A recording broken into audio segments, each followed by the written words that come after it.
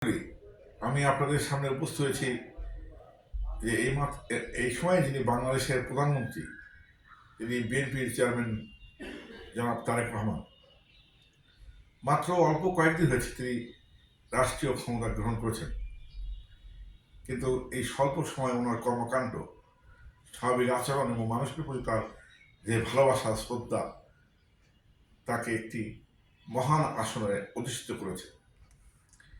আপনারা জানেন যে বিগত সময়ে যারা রাষ্ট্রপ্রধান ছিলেন তারা তাদের পিছনে পূর্বসূরীদের ছবি ব্যবহার করতেন, কিন্তু জিয়াউর রহমানের সন্তান হয়ে, খালেদা জিয়ার সন্তান হয়েও আমাদের বর্তমান প্রধানমন্ত্রী তারেক রহমান তিনি তার পিছনে লা ইলাহা ইল্লাল্লাহু মুহাম্মাদুর রাসূলুল্লাহ লিখেছেন। অর্থাৎ ইসলামের প্রতি তার যে ভালোবাসা, ধর্মের প্রতি তার যে আনুগত্য তিনি প্রমাণ করেছেন। এবং গত বায়ান্নের ভাষা আন্দোলনের পর আমরা কখনো দেখি নাই যে কোনো রাষ্ট্রপ্রধান শহীদ মিনারে যাওয়ার পর ফুল দেওয়ার পর তিনি আপনার মোনাজাত করেছেন ভাষা শহীদ সহ বিগত দিনে যারা শাহাদাত বরণ করেছেন তাদের জন্য।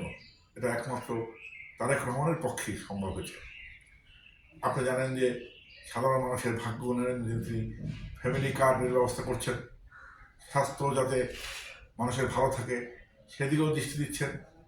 এবং মাওসুদের একটা উক্তি আছে, water is the mother of land, সেদিকে তিনি দৃষ্টি রাখছেন। অর্থাৎ খাল খনন কর্মসূচি তিনি প্রবর্তন করেছেন।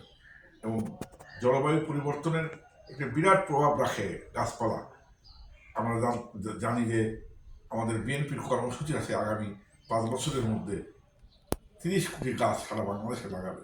অর্থাৎ একটা দেশের মোট আয়তনের 4 ভাগের 1 ভাগ আপনার গাছপালা থাকতে হয়, কিন্তু বাংলাদেশের পরিসংখ্যানে দেখা যাবে যে 25 ভাগের স্থানে মাত্র 9 ভাগ আছে, যার কারণে আজকে আমাদের আবহাওয়া দূষণযুক্ত। আমি তারেক রহমানের সার্বিক সাফল্য কামনা করি। গণমানুষের নেতা হিসাবে তিনি যেভাবে মানুষের পাশে দাঁড়াচ্ছেন, সাধারণ জীবনযাত্রা চলাফেরা নিঃসন্দেহে তাকে কালজয়ী করে রাখবে। আমি তারেক রহমানের সাফল্য কামনা করি। শুধু তার কাছে একটু অনুরোধ করব, জনগণকে আপনি ভালোবাসবেন। জনগণই আমাদের কাছে প্রিয়।